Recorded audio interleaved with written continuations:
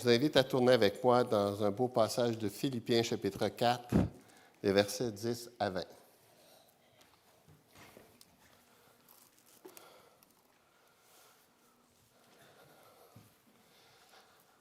Philippiens, chapitre 4, les versets 10 à 20.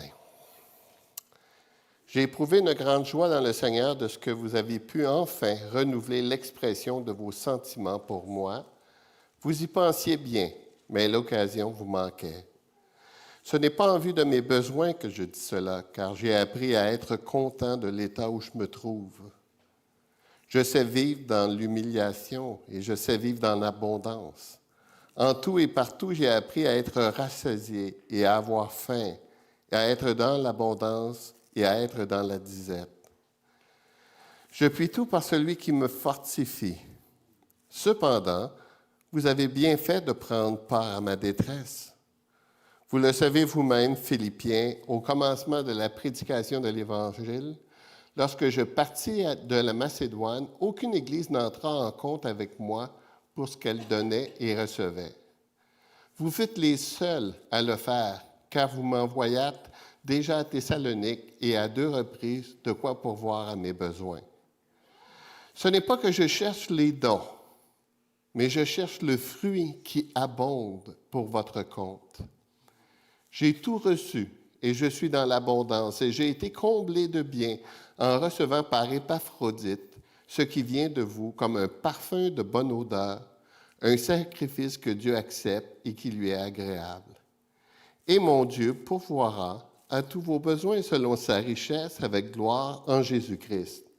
À notre Dieu et Père soit la gloire au siècle des siècles. Amen. Les débuts d'année sont toujours un peu comme les centenaires. Pour ceux qui ont un peu plus d'âge, je ne sais pas si vous vous souvenez, le fameux bug de l'an 2000. Hein? On pensait quoi à ce moment-là? On s'est dit, oh, comment le monde va passer d'un centenaire à l'autre avec les ordinateurs vont planter, les banques vont planter.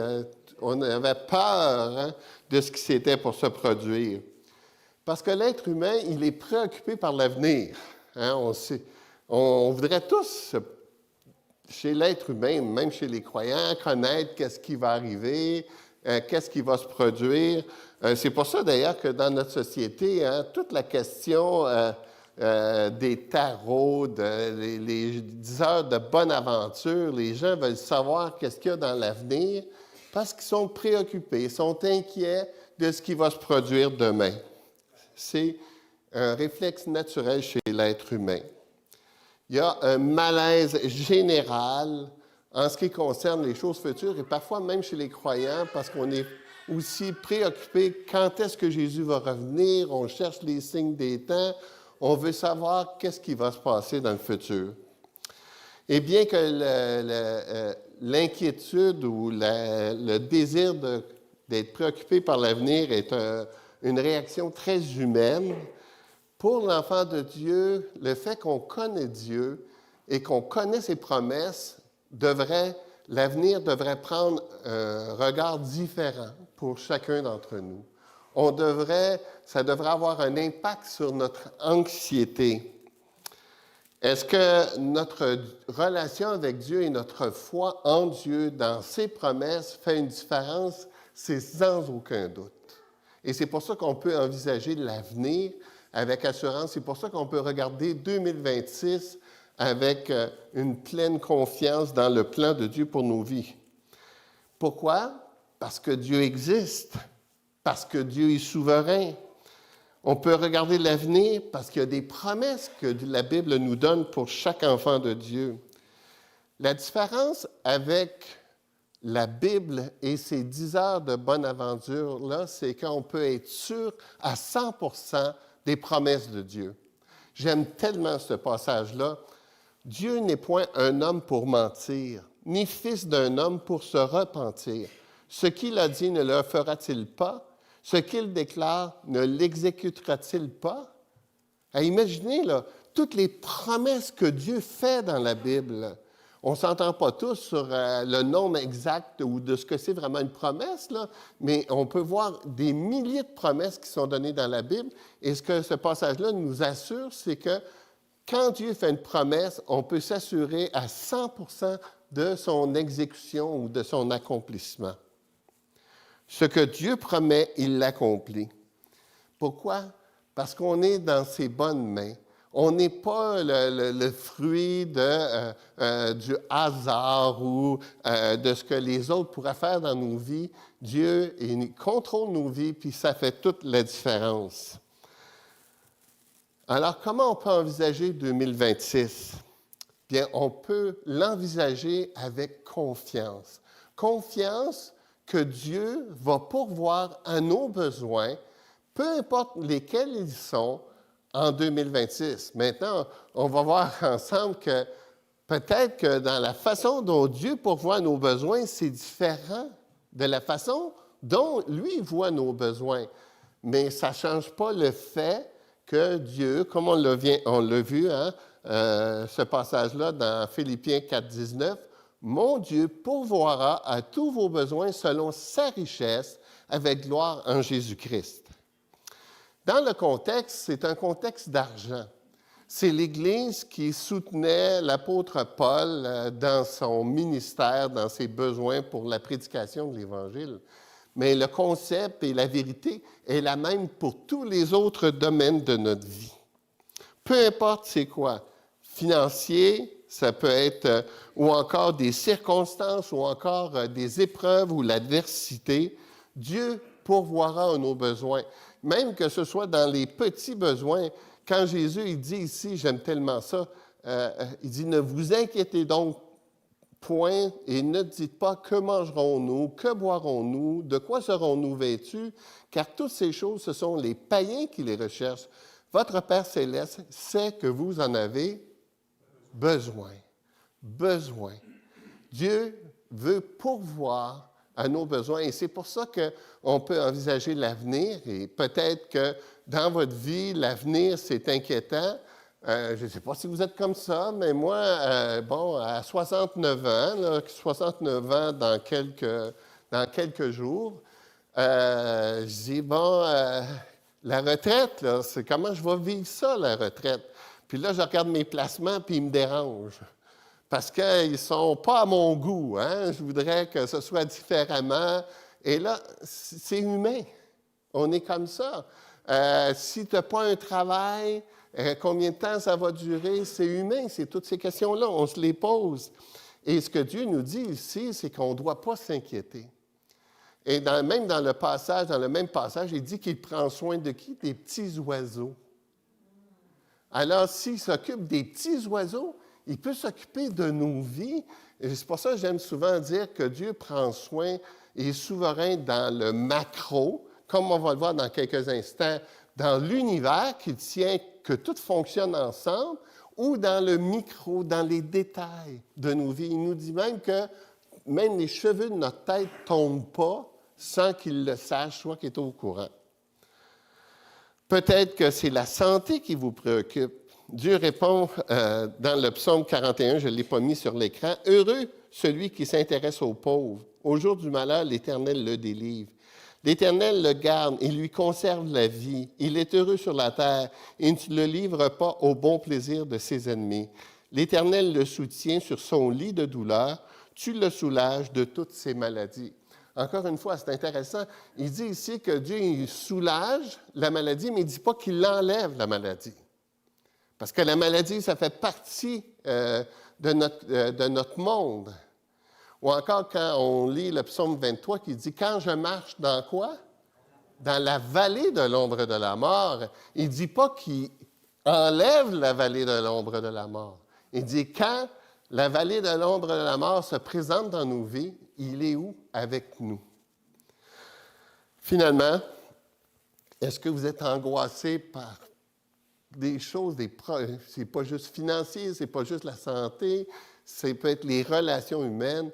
Dieu il est en contrôle de tout. Dans le psaume 46, il dit « Dieu est pour nous un refuge et un appui, un secours qui ne manque jamais dans la détresse. C'est pourquoi nous sommes sans crainte quand la terre est bouleversée et que les montagnes chancellent, et au cœur des mers, et quand les flots de la mer mugissent, écument et se soulèvent jusqu'à faire trembler les montagnes. Hein? Il est un refuge. Encore une fois, il n'enlève pas les difficultés, il n'enlève pas les épreuves. Ça fait partie du monde dans lequel on est, mais il dit qu'il est avec nous. Il est un appui, quelqu'un sur qui on peut compter. Comme on va le voir dans quelques instants, souvent, les épreuves, ce sont les occasions les plus extraordinaires pour découvrir Dieu. Parce qu'on regarde, on va se tourner où? C'est où? C'est de l'insécurité quand on regarde autour de nous, mais quand on regarde à Dieu, c'est la sécurité, c'est la paix, c'est la confiance en Dieu. Donc, pourquoi le croyant peut avoir une assurance face à l'avenir? Bien, pour répondre à cette question-là, j'aimerais ça vous donner 3 raisons pour lesquelles on peut envisager 2026 avec assurance. La première raison, l'Éternel va pourvoir à nos besoins car cela est en accord avec sa personne. C'est un Dieu qui pourvoit. De ne pas le faire, ça irait à l'encontre de sa personne, mais parce qu'il est conforme à sa personne, on peut se fier sur sa provision. L'apôtre Paul dira ici, « Si nous sommes infidèles, il demeure fidèle, car il ne peut se renier lui-même. » Alors, même dans nos infidélités, même dans nos moments de faiblesse, même dans nos moments d'humanité, même dans nos moments où on est dans l'anxiété, puis on sait qu'on devrait faire confiance à Dieu, puis on ne le fait pas, bien, lui, il demeure fidèle. C'est-à-dire qu'il ne va pas nous lâcher, il ne va pas nous abandonner. Même, et j'aime tellement ça, il y a un psaume, je ne me souviens plus de quelle référence, dit « 7 fois le juste tombe et 7 fois il se relève ». J'aime ça, parce que honnêtement, je tombe souvent, là, hein? C'est peut-être pas des choses dramatiques, là, mais c'est fréquent dans ma vie, que ce soit dans mes pensées, dans mon cœur, dans mes aspirations. Et la bonne nouvelle, et c'est pour ça que j'aime tellement ça, la grâce de Dieu, c'est que je sais que lui demeure fidèle, puis lui, il ne peut pas se renier lui-même, puis que ma condamnation, et je réfléchis à ça ce matin, ma condamnation pour mes péchés, c'est lui qui l'a porté. Alors, il ne va pas me continuer à me faire souffrir les conséquences de ma vie. Non, il l'a déjà accompli, il l'a déjà porté, il l'a déjà pardonné. Et là, ce qu'il va faire, c'est qu'il va m'accompagner dans ma vie. La Bible parle beaucoup des noms de Dieu, puis dans cette étude-là, je l'ai déjà enseignée dans une autre occasion. Puis on avait passé au travers les plusieurs noms que la Bible donne à Dieu, parce que les noms de Dieu révèlent le caractère de Dieu. On peut apprendre beaucoup sur la personne de Dieu par les noms que la Bible donne à Dieu. Par exemple, dans Genèse 22, on voit le nom de l'Éternel pourvoira. Je ne sais pas si... Oui, je l'ai mis ici. Abraham donna à ce lieu le nom de Jéhovah Jiré. C'est pourquoi l'on dit aujourd'hui à la montagne de l'Éternel, il sera pourvu. Pourvu. Vous savez, c'est quoi cette histoire-là?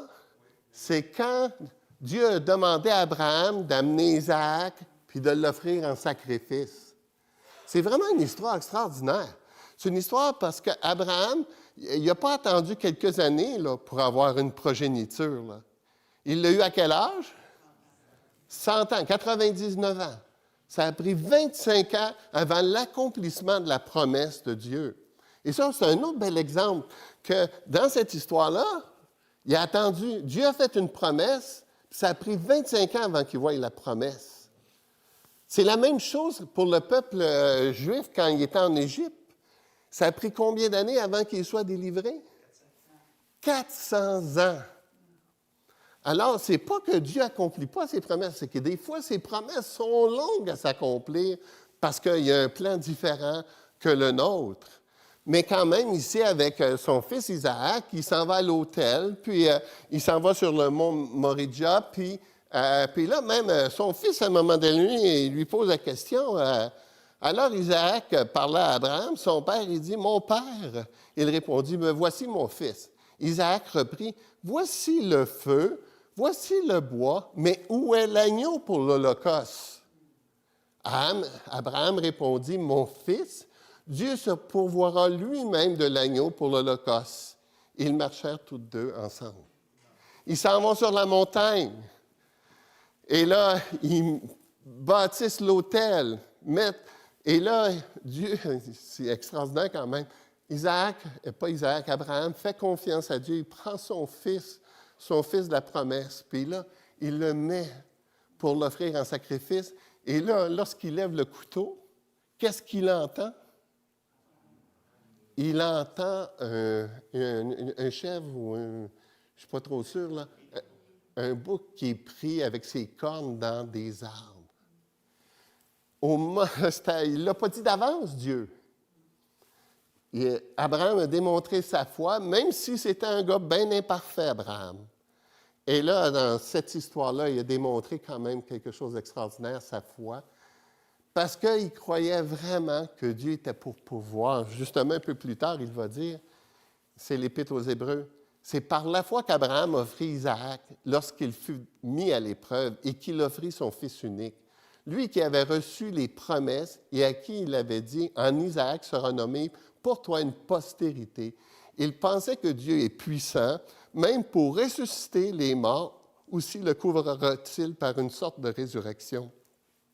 Abraham était convaincu qu'il pouvait, même s'il obéissait à Dieu puis qu'il allait jusqu'au bout de l'Holocauste, que Dieu était capable de ressusciter sa progéniture. Il a eu complètement confiance dans une situation des plus dramatiques. Abraham ne savait pas ce que Dieu était pour faire, mais il avait confiance en sa providence. Et Dieu va pourvoir vos besoins en 2026 parce que c'est en accord avec son caractère. Il ne va pas vous lâcher. Il va continuer à prendre soin de vos besoins au quotidien. La deuxième raison pour laquelle on peut envisager 2026 avec assurance, c'est que l'Éternel pourvoira car il est souverain sur nos vies. Autrement dit, on n'est pas le fruit du hasard. Dieu sait exactement ce qu'il fait dans chacune de nos vies. Comme je l'ai mentionné tantôt, il est souverain sur le macro, puis il est souverain sur le micro. Ma mère appelait ça la providence de Dieu. La providence de Dieu, c'est que ma mère, qui était une catholique fervente, elle disait toujours, puis elle a élevé ses 8 enfants comme ça, on n'était pas riches. 8 enfants, vous pouvez imaginer 5 gars, 3 filles. Quand elle était enceinte du 7e, ça faisait 4 fils qu'elle avait en ligne. Puis là, elle priait pour une fille. Et elle a eu une fille. Mais elle a eu une fille manquée parce que ma sœur, c'est une sportive à l'os. Elle est une sœur dans le Seigneur, puis elle est fantastique aujourd'hui. Mais quand même, tout ça, ma mère, elle avait cette confiance-là dans la provision de Dieu. Il n'y a pas de mot exact qui communique cette vérité-là. C'est plus un ensemble théologique que la Bible parle de la providence. Les tenants de l'évolution croient que c'est le hasard qui se produit dans le monde dans lequel on vit. Mais gardez bien ceci. Comment est-ce que le hasard a pu donner un système solaire aussi complexe dans lequel on vit? Chaque planète est à sa place. Chaque planète tourne de sa façon dont Dieu l'a organisée. Chaque planète n'est pas trop loin ou trop proche. Chaque planète ne s'en va pas dans la direction qu'elle veut. Tout est planifié, tout est construit, tout fonctionne ensemble. Et même mon épouse me partageait ça dernièrement, Dieu il pourvoit tellement aux choses que même notre respiration, c'est un cadeau de Dieu. Dieu tient tout ce monde-là en ordre. Parce que si ce n'était pas le cas, ce serait le chaos. La providence de Dieu est intimement liée à la souveraineté de Dieu. Paul a fait un super discours, on pourrait l'étudier ensemble, ça. C'est dans Actes chapitre 17, c'est un discours philosophique dans lequel il s'adresse aux philosophes d'Athènes. Et il leur dit, « Car en Dieu, nous avons la vie, le mouvement et l'être. » C'est ce qu'ont dit aussi quelques-uns de vos poètes. De lui, nous sommes la race. Ce que Paul, il dit dans cette affirmation-là, il s'adresse à ces philosophes-là parce que eux, il les parlait avec eux sur leur terrain. Il leur explique que c'est à cause de Dieu que tout fonctionne ensemble. La vie, le mouvement, l'être. Rien ne pourrait fonctionner si ce n'était pas le cas. Psaume 29 dit avec force, on n'a pas le temps de le voir. Alors, je ne l'ai pas écrit. Dans le psaume 29, ce que David proclame très fort, c'est que justement, Dieu est en contrôle du monde dans lequel on est. Et ça, c'est Job qui le dit. « Je suis sorti nu de ma mère, et nu je retournerai dans le sein de ma mère. L'Éternel a donné, l'Éternel a ôté, que le nom de l'Éternel soit béni. » Ce que Job il nous dit ici, c'est que Dieu est en contrôle de notre naissance, puis est en contrôle de notre mort. J'aime tellement ça lorsque j'ai lu pour la première fois que les enfants qui ont entendu des fois de leurs parents qu'ils étaient un accident, bien, dans le plan de Dieu, ça n'existe pas des accidents. Chaque enfant est voulu par Dieu, est planifié par Dieu.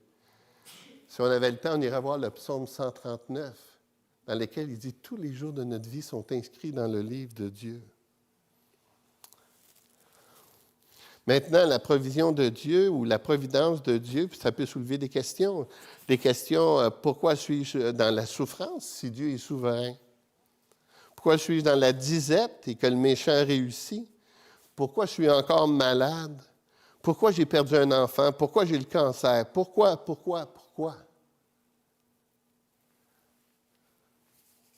Tous les croyants se posent cette question-là, puis de se poser la question « pourquoi ?»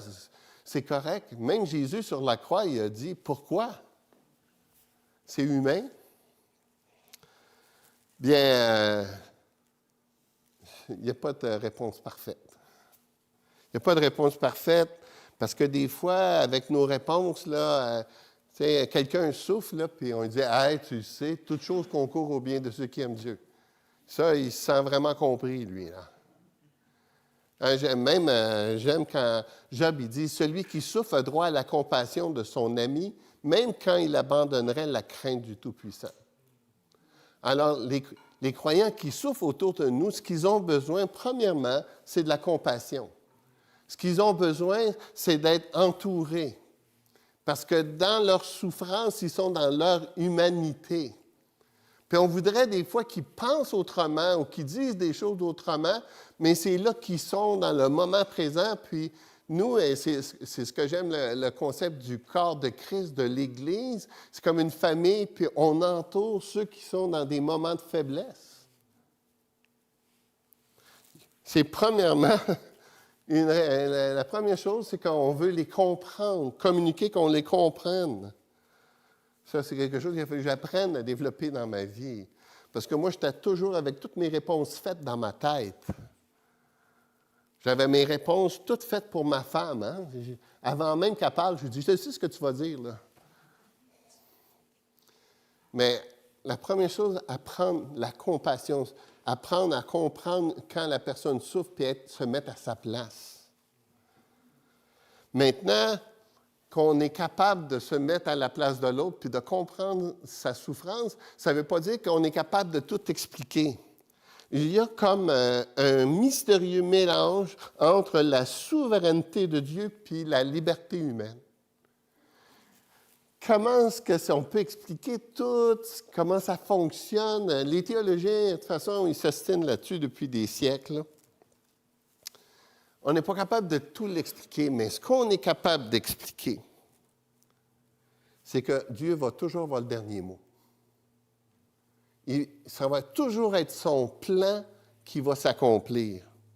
Parce que derrière chaque problème, Dieu a son plan. Et laissez-moi vous dire quel genre de plan il a. Qu'est-ce que Dieu veut enseigner au travers de l'adversité? 3 choses. Premièrement, Dieu se sert des circonstances pour développer notre caractère. Pourquoi on souffre? Bien, une des raisons, c'est que ça va développer le caractère dans nos vies. Je l'ai souligné un peu tantôt. Jacques chapitre Jacques chapitre 1, versets 2 à 4 nous dit que la souffrance accomplit un travail de formation dans nos vies qu'il ne serait pas autrement sans la souffrance. J'ai déjà dit ici que l'être humain, malheureusement, souvent, il faut qu'il soit acculé au pied du mur pour qu'il décide d'abdiquer puis d'accepter de changer. C'est comme ça, on est mal fait comme ça. Alors, qu'est-ce que Dieu fait? Bien, il utilise la souffrance. Il se sert de ça pour nous attirer à lui, pour nous inviter. Tantôt, je vous disais que c'est dans les moments de souffrance qu'on apprend le plus à découvrir Dieu. Ici,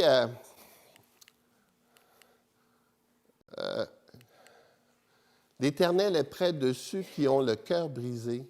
Il sauve ceux qui ont l'esprit dans l'abattement. Mais les moments où j'ai été le plus proche de Dieu, c'est quand j'ai souffert le plus dans ma vie. Je me souviens, Catherine, à l'âge de 11 ans, elle a eu, mais ça c'est mon 4e enfant, elle a eu un cancer agressif. Là. Puis c'est vraiment incroyable, tous ces moments-là que j'ai passés dans la présence de Dieu à prier pour elle, à prier pour moi, à prier pour ma famille. Prier même au point, je me souviens, à un moment donné, elle souffrait tellement, puis j'ai dit à Dieu, si tu n'es pas pour la guérir, c'est correct, prends-la.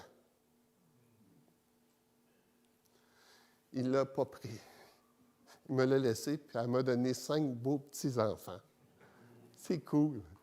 Il avait dit à elle, après ses traitements, ils ont dit, fort probable, tu ne seras pas capable d'avoir des enfants. Elle en a eu 5, OK? Alors, les médecins, ils n'ont pas toujours le dernier mot. Mais c'est dans ces... Il faut que je vous lise mon texte. Vos expériences d'adoration les plus marquantes et les plus intimes auront probablement lieu au cours de vos jours les plus sombres, quand votre cœur est brisé, quand vous vous sentez abandonné, quand vous n'avez plus d'issue, que vous souffrez beaucoup. Souvent, c'est à ce moment-là que vous vous tournez vers Dieu seul. C'est quand nous sommes éprouvés que nous apprenons à faire monter vers le Seigneur nos prières les plus authentiques, les plus profondes, les plus honnêtes. Lorsque nous souffrons, nous n'adressons jamais à Dieu des prières superficielles.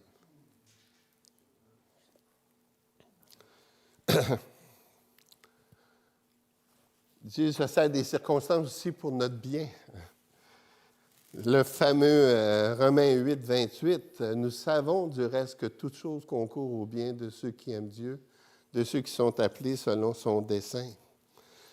Ce passage-là est souvent l'un des plus mal utilisés ou le plus mal cité.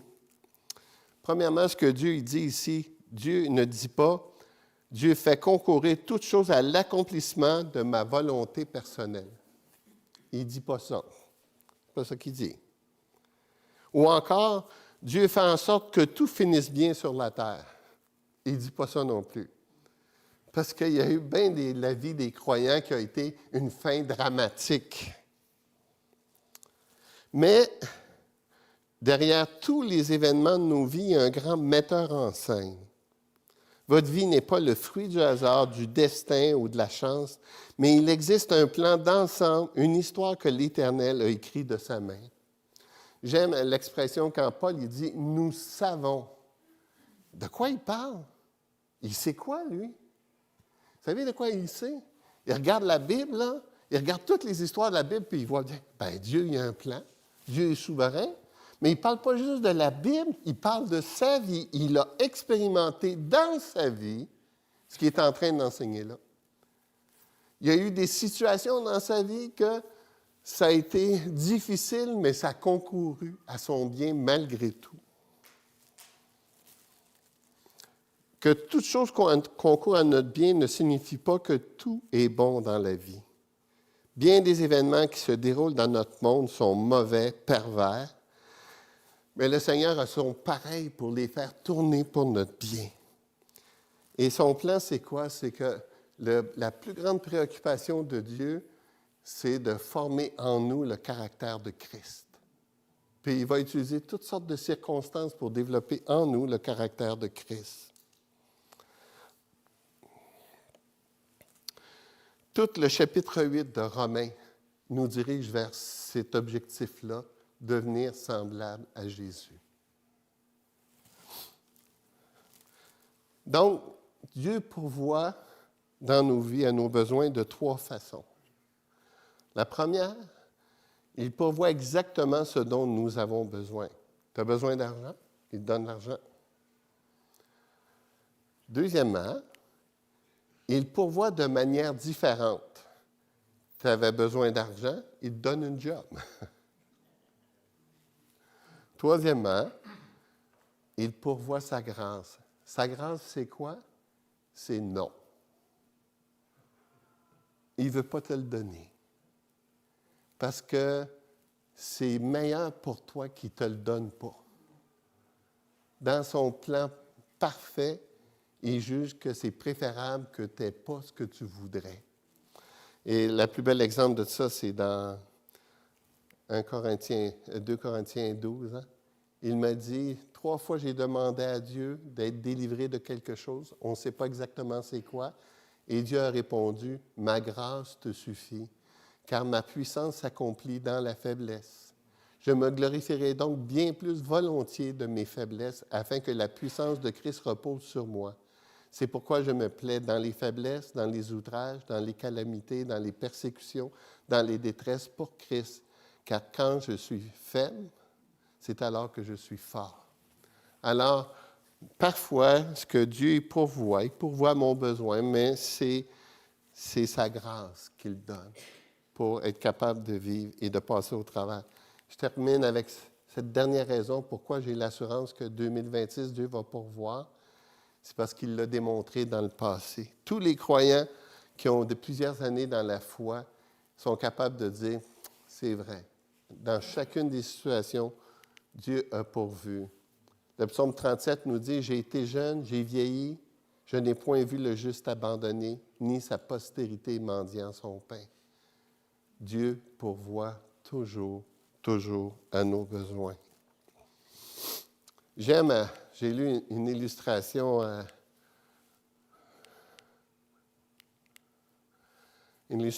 d'un commentaire de Williams. Il disait que c'est comme un chèque. Un chèque, c'est quoi un chèque pour 2026? Mais c'est premièrement un chèque du Dieu de la Trinité qui habite sur une rue pavée d'or et que pour l'année 2026, il paye à l'enfant de Dieu quoi? Tous ses besoins. Ça vient de la banque du ciel, puis c'est Dieu qui signe avec le folio de son compte 7777777. Si moi je vous fais un chèque, c'est une chose. Mais quand c'est Dieu qui fait un chèque, là, c'est toute une autre histoire. On peut se fier sur lui. Vous êtes dans la maladie. Dieu n'a pas enlevé la maladie, mais Dieu a pourvu autre chose. Mais il est avec toi pareil. C'est juste qu'il le voit d'une manière différente. Ça fait des mois que tu cherches une job. Dieu le sait, le voit, puis peut-être ce ne sera pas le genre de job que tu veux, mais il va pourvoir à tes besoins. Parce que c'est fidèle à son caractère et on peut le voir au travers de l'histoire de nos vies. Prions. Seigneur Jésus, il y a des fois, la théologie, ça peut rester des mots, des concepts, des idées.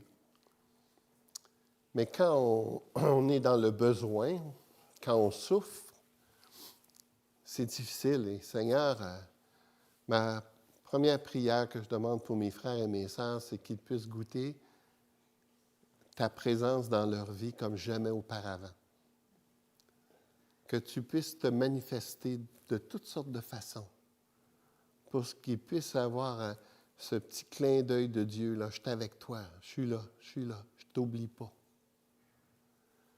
Et que, Seigneur, on puisse te faire confiance dans la façon dont tu vas pourvoir dans 2026.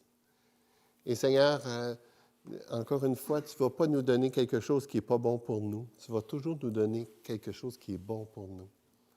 Alors, Seigneur, c'est par la foi qu'on va entrer dans 2026.